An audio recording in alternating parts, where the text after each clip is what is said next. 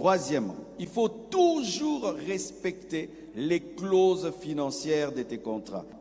Lorsque tu as donné ta parole dans un contrat, réalise-le. Avant d'accepter quelque chose, réfléchis. Même vous les couturières des fois, c'est ça votre problème. Tu promets que lundi, j'aurai ma veste, j'aurai mon libaya. Lundi, ça devient samedi.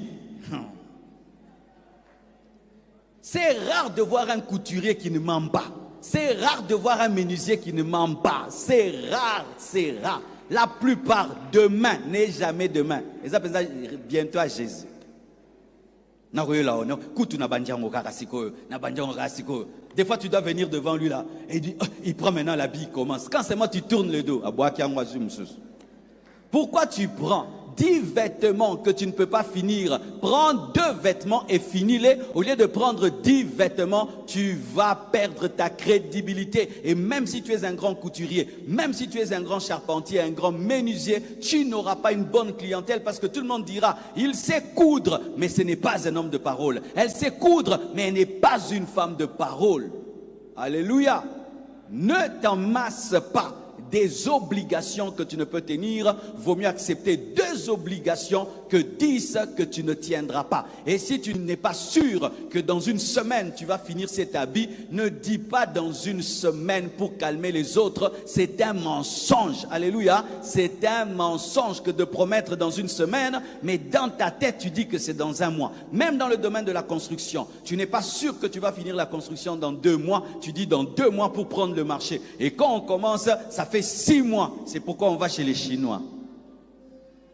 Ah oui, des fois quand je mets les photos de la construction du temple, les gens disent, pasteur, avec tous ces ingénieurs congolais qu'il y a, pourquoi tu allais travailler avec les Chinois? Ils ne savent pas que j'avais commencé avec les Congolais, mais les Congolais me disaient 1 mois c'était 6 mois, 6 mois c'était 1 année, 1 année c'était 3 ans. Ben, je suis allé chez les Chinois, le Chinois te dit 3 mois, c'est 2 mois.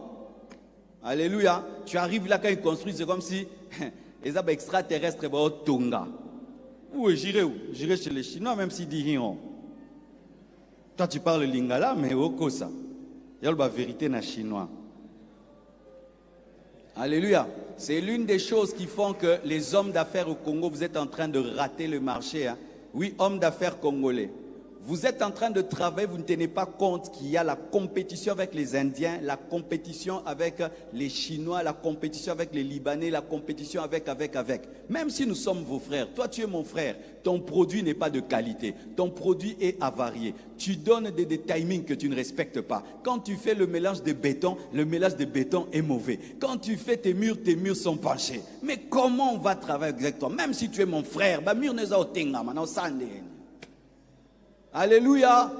Pour réussir dans la vie, ne recherchez pas la compassion des hommes. Soyez performants et efficaces. Amen. Hein? Soyez performants. Oh, moi, ton frère congolais, travaille avec moi. On ne travaille pas avec toi par pitié, mais par capacité et par aptitude. Alléluia. Par aptitude. Ne cherchez pas la pitié des hommes. Soyez compétents. Amen.